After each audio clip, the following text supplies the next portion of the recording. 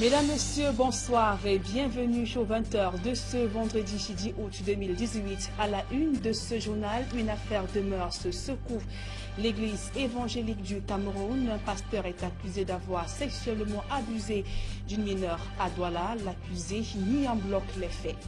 Alors que le Conseil constitutionnel doit statuer sur une dizaine de recours, des jeunes lèvent la voix et exigent des places de choix dans les projets de société des différents candidats. Vous écouterez cette couche sociale engagée à faire entendre sa voix durant le scrutin présidentiel du 7 octobre prochain. Voilà pour le sommaire.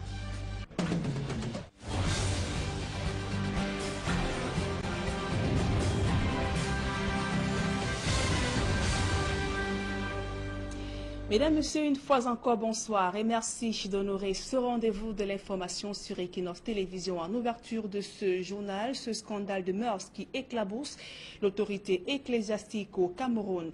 Un pasteur de l'église évangélique du Cameroun est accusé d'avoir abusé d'une mineure à Douala. Ce leader religieux aurait surfé sur sa grande complicité avec la famille pour commettre son forfait. L'accusé nie en bloc les faits. La famille de la victime a d'ailleurs saisi les tribunaux. L'enquête de Séverin Tchouban, Donald Brice, Kamga. Les faits se déroulent au lieu dit Grand Moulin, au quartier nu d'Edo, dans le premier arrondissement de Douala. Le certificat médical établit bien que l'acte de viol a bien été commis sur la jeune Patricia, comme nous choisissons de désigner la victime. Sur la base des origines sociologiques communes et d'une complicité de longue date, la famille Ndiayoum accepte que Patricia assure la garde des vacanciers du pasteur pendant son absence et celle de son épouse. Elle a dormi la nuit de jeudi, la nuit de vendredi et la nuit de samedi. Et c'est dans la nuit de samedi que le pasteur serait arrivé et allait se diriger dans la chambre, réveiller l'enfant avec insistance. Elle a refusé pour une première fois. Il est revenu en faisant des incantations parce qu'il chuchotait. C'était ni le français ni l'anglais. Et on ne sait pas comment est-ce que l'enfant s'est retrouvé dans la chambre du pasteur. Et il a abusé de l'enfant. Elle s'est mise à vouloir crier et il a dit non, non, non, non, non, reste tranquille, ça reste entre nous. Ne dis pas à papa, ne dis pas à maman. Christian, ne dis pas à papa Christian, ne dis pas à maman Odile, ne dis pas à ma femme, ça va rester entre nous, prends ceci, prends les 10 000 francs. L'enfant a refusé en jetant l'argent sur son lit et puis s'est enfui. Bien qu'abusée, la jeune fille de 17 ans n'ose raconter à sa tante. C'est près d'une semaine plus tard qu'Odile apprendra par l'intermédiaire du père biologique de Patricia que l'élève de la classe de terminale a été sexuellement abusé. Elle a dit qu'elle avait eu peur. Elle a eu peur de Mehdi. Bon, peur, mais je comprends. Hein. Elle avait vraiment peur de Mehdi parce que ce n'est pas une fille émancipée. Elle est vraiment timide. Elle est vraiment timide. Elle est vraiment timide. L'adolescente, encore bouleversée par les violences subies, la famille a procédé aux examens d'urgence afin de mettre l'enfant à l'abri d'éventuelles infections. On a prescrit des tests de grossesse, d'hépatite, de VIH, que nous avons déjà fait. Le VIH est négatif, l'hépatite et les infections sont en cours. On attend le résultat du laboratoire. Joint au téléphone, le pasteur en service à la paroisse d'Edo Valley, rattaché à l'église évangélique du Cameroun, nous renvoie à plus tard. On peut se rappeler après, pardon. Oui, et je suis sur la moto en train de tourner, je ne suis pas sur place. S'il vous plaît. Allô? Je vous dis que je suis dans une... Je ne même pas. Est-ce qu'on peut s'appeler après? Allô? Oui, je dis, est-ce qu'on pourra s'appeler après? Vous en faites. Près de 2 heures après la promesse de nous revenir, aucun signe de l'homme d'église, son téléphone sonnera dans le vide, mais le concerné rejetterait les faits en bloc. Contacté, son entourage non plus ne souhaite en dire mot. Dans la région synodale du pasteur, une procédure disciplinaire aurait été engagée contre lui, tout comme une plainte est pendante devant le procureur de la République, près le tribunal de grande instance du Vori à Douala. Et parlons à présent de ce litige foncier qui divise des familles à une société d'aménagement de la place au quartier Mbanga Bakoko dans le 3e arrondissement de la ville de Douala. La veille de la rentrée scolaire, une soixantaine de maisons ont été détruites. Les occupants passent désormais leur nuit à la Belle Étoile. Le reportage d'Innocent Abega, Isabelle Carole Zopet. Le beau paysage de Mbanga Bakoko, un quartier du 3e arrondissement de la cité capitale économique, cache mal le désastre dans lequel se trouvent les populations de cette partie de Douala. La tristesse et les larmes sont sur tous les visages.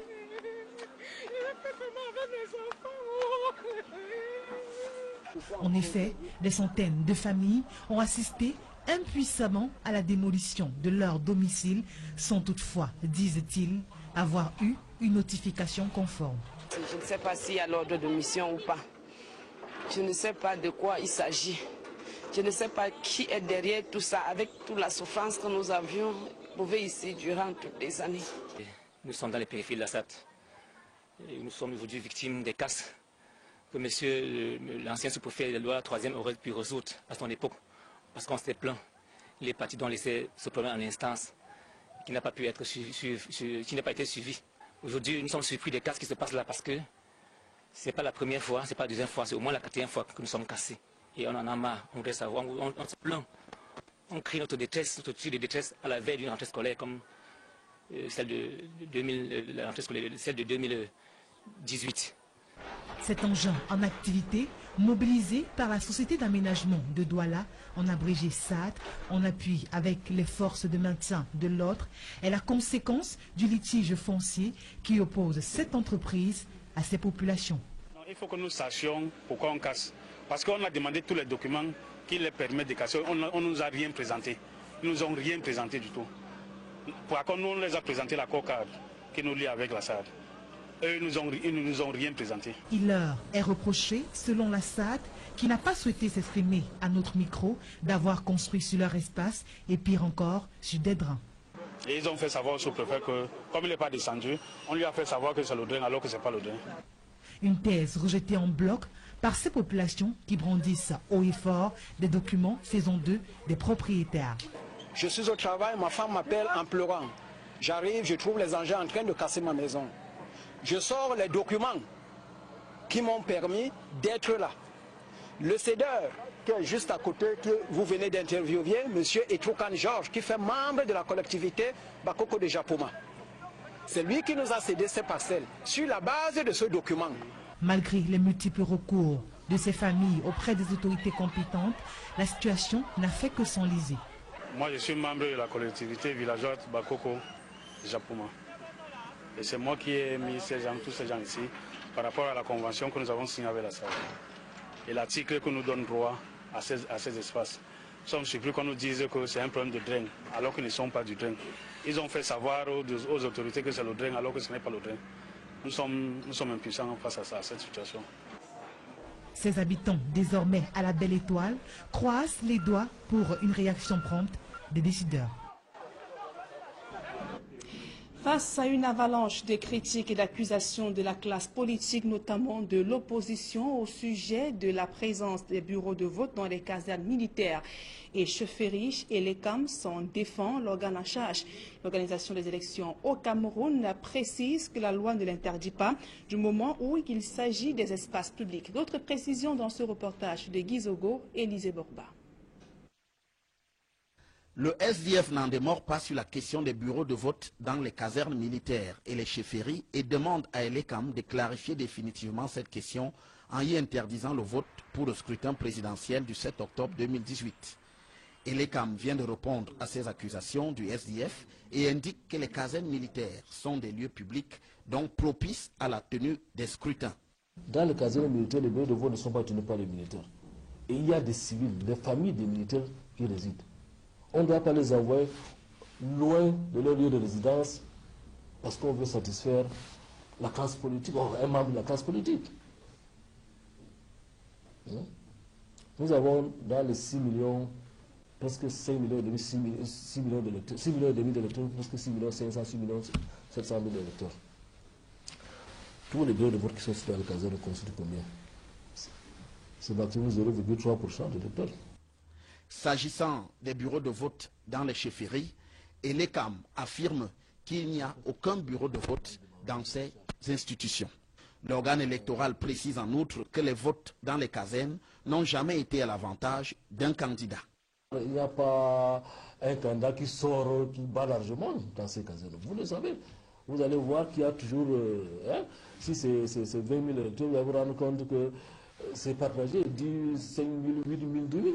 Ça ne veut dire pas que le vote est orienté là-bas ou est imposé là-bas. Et l'ECAM ajoute même que l'organisation des bureaux de vote est de nature à garantir l'équité du scrutin, y compris dans les casernes militaires. L'organisation du bureau de vote est claire. Chaque candidat doit désigner son représentant qui va siéger. Maintenant, allons au fond de l'organisation du bureau de vote. Le vote est secret. Et quelle que soit l'influence qu'on peut prétendre sur les électeurs qui s'y trouvent, il y a l'isoloir. C'est une disposition constitutionnelle. Le vote est secret. C'est pour ça que l'ECAM aménage l'isoloir. Pour le reste, le directeur général de l'ECAM indique à propos du nord-ouest et du sud-ouest que le scrutin présidentiel s'y tiendra bel et bien, même s'il est envisagé, une délocalisation administrative dans certaines circonscriptions. Enfin, explique l'ECAM, la liste électorale sera rendue publique au plus tard, le 8 septembre prochain, laquelle correspondra aux 25 500 bureaux de vote prévus pour l'élection présidentielle 2018 au Cameroun.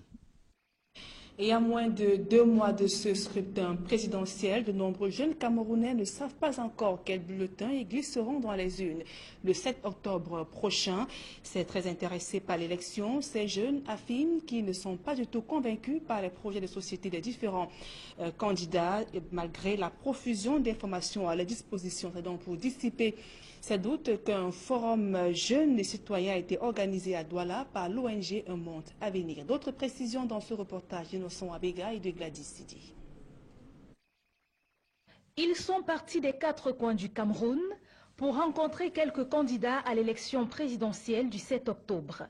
Des jeunes en quête de réponses qui ont échangé avec les candidats sur leur programme vis-à-vis des électeurs qu'ils sont. Ce que j'aimerais bien, que nous sachions où est-ce que nous allons. Pourquoi est-ce qu'on doit les voter? Pourquoi on doit les choisir? Pourquoi eux? Pourquoi pas l'autre? Pourquoi pas celui qui est là? Quelle est la différence? Qu'est-ce que celui-ci va nous apporter de plus que celui qui était là? Qu'est-ce que celui-ci va modifier ou pas? Au bout des échanges, les jeunes qui analysent les messages des hommes politiques à leur endroit disent ne pas être satisfaits. Ces hommes politiques nous disent tous les jours des mêmes paroles, des belles paroles, des belles rencontres, des belles promesses et tout. Depuis 2011, on nous chante comment il y aura des changements. Personnellement, j'aurais bien voulu peut-être qu'il donne avec des chiffres, qu'il parle avec des chiffres exacts. Quel est par exemple le taux de chômage? En quoi est-ce qu'ils seront d'une utilité réelle dans l'épanouissement du jeune, puisqu'ils survolent un peu les questions de jeunes. Pour l'instant, il est difficile pour ces jeunes de faire un choix parmi les candidats en lice pour la présidentielle. Mais ils auront beaucoup appris durant le forum Jeunes et Citoyens organisé par l'ONG Un Monde à venir. Nos multiples activités que nous avons organisées, les jeunes ont demandé à ce que nous organisions un forum, une rencontre qui puisse être forte, qui va leur permettre de ne plus vivre seulement les discours des hommes politiques à la télé, mais de les avoir en face d'eux. Après la publication par le Conseil électoral de la liste des 9 candidats retenus pour la présidentielle en attendant les recours, l'idée d'une coalition est de plus en plus avancée. Je réitère que pour se donner plus de chances de victoire, il faut mutualiser les efforts. Donc je suggère que les 8 de l'opposition se retrouvent, tombent d'accord sur une stratégie pour la surveillance du vote, parce que c'est absolument important. Je dois dire que la coalition dont tout le monde parle, c'est quelque chose de possible. Mais il faut que cela repose sur certains objectifs communs, sur un consensus. Parce qu'au jour d'aujourd'hui, je crois que les priorités, c'est le problème sécuritaire, c'est le problème des institutions, c'est le problème du code électoral. Ce sont des choses sur lesquelles les différents candidats peuvent être d'accord entre eux. Et je pense que logiquement, pour que quelque chose comme ça aboutisse, c'est parce qu'on a un objectif de raz de marée, sachant que le système électoral n'est pas bon. Les 8 de l'opposition finiront-ils par s'entendre autour d'un candidat unique? Les prochains jours nous le dirons. Tout autre chose à présent, booster la décentralisation à travers la lutte contre la corruption, c'est le défi que se lance le ministre de la décentralisation et du développement local. Georges Elanga Obam a parcouru quelques communes d'arrondissement à Yaoundé. Objectif, évaluer la lutte contre ce fléau au sein des collectivités territoriales décentralisées. Aïe Cyril, Élisée Bokba. Alors que la question du transfert des compétences aux collectivités territoriales décentralisées n'est pas encore réglée depuis le lancement du processus de décentralisation au Cameroun, le tout nouveau ministère de la décentralisation et du développement local veut d'abord s'attaquer à la question de la corruption. À l'heure où nombre de pays africains réinventent leur modèle de gouvernance décentralisée, pour ériger l'échelon local en creuset de développement, la corruption constitue une hypothèque qu'il faut surmonter. Cela passe notamment par une parfaite appropriation de la Charte africaine des valeurs et des principes de la décentralisation, de la gouvernance locale et du développement local. Il est question en réalité d'améliorer la gouvernance locale au Cameroun. Une descente sur le terrain, notamment à la communauté urbaine et à la commune d'arrondissement de Yaoundé 4, permet au ministre de la décentralisation d'apprécier la lutte contre la corruption au sein des collectivités territoriales décentralisées. Avant de venir ici, j'ai été à la communauté urbaine de Yaoundé, où j'ai visité les mêmes services que ce que j'ai visité ici, les services techniques qui s'occupent des questions d'urbanisme et des questions liées à l'état civil.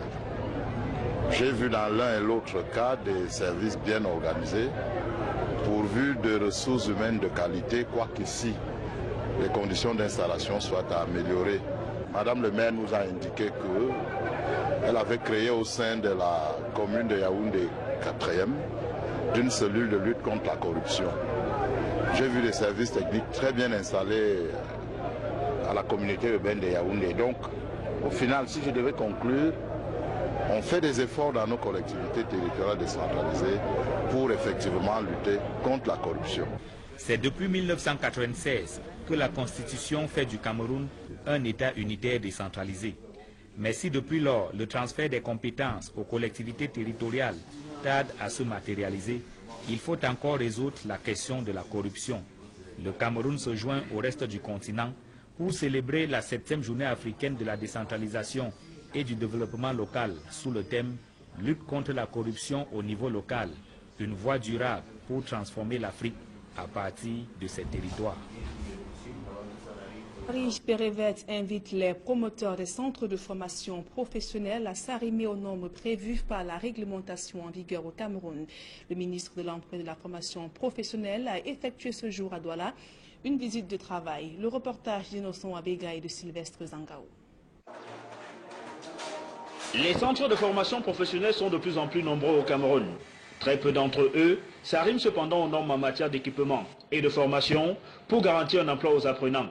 Pour interpeller les promoteurs des 10 centres sur l'urgence de s'outiller, Zachary Pérévet, le ministre de l'Emploi et de la formation professionnelle, a effectué une descente à Douala. Il y a encore beaucoup de choses à faire pour moderniser les actions engagées. Et à la faveur donc de la nouvelle loi sur la formation professionnelle, tout espoir est permis à notre avis. Mais je voudrais seulement qu'il y ait possibilité de temps à autre de partage entre tous les opérateurs de la formation professionnelle et de promotion d'emploi. Nous encourageons les autres structures, responsables de structures, formation professionnelle ou des industries à poursuivre dans ce sens. L'urgence d'avoir des centres de formation qui répondent aux normes professionnelles est donc signalée, car la qualité de la formation et la garantie d'un emploi en dépendent pour les apprenants. Et parlons à présent de ce cri de colère des populations du village Bakola, dans le département du Nord-Ekele, région du centre. Elles ont saisi l'occasion de la journée mondiale à elles dédiée pour égrener le chapelet de leur mal-être, notamment la marginalisation. Celle-ci s'observe dans leur intégration au sein de la société. Joël Niem, Isabelle Carole Zopet. Marginalisés et exclus à cause de leur mode de vie ancré sur des réalités socioculturelles et traditionnelles, le peuple Bakola, réparti à Ezeka, Makak et Messondo, dans le département du Nord-Ekele, région du centre, revendique de meilleures conditions de vie. Les gens nous menacent ici, là. Dès qu'on marche comme ça sur la route, on recommence à notre critique. C'est ce qui nous dérange ici, là. Même les gens qu'on veut aller défiger les gens comme ça, on nous dit que non, on n'a pas le pouvoir ici, là. Mais c'est qui nous menace ici, là. Pour apporter du réconfort à ce peuple indigène vivant dans des conditions déplorables, la représentante du sous-préfet de Messondo a rendu visite à ce peuple Bakola à l'occasion de la journée internationale des populations autochtones. Cet échange riche en couleurs a été axé sur 4 points majeurs. Le message de rester en tant qu'autochtone, se sédentariser, comme je venais tout à l'heure de le dire. Mais cette sédentarisation doit passer par 4 points essentiels. L'accès.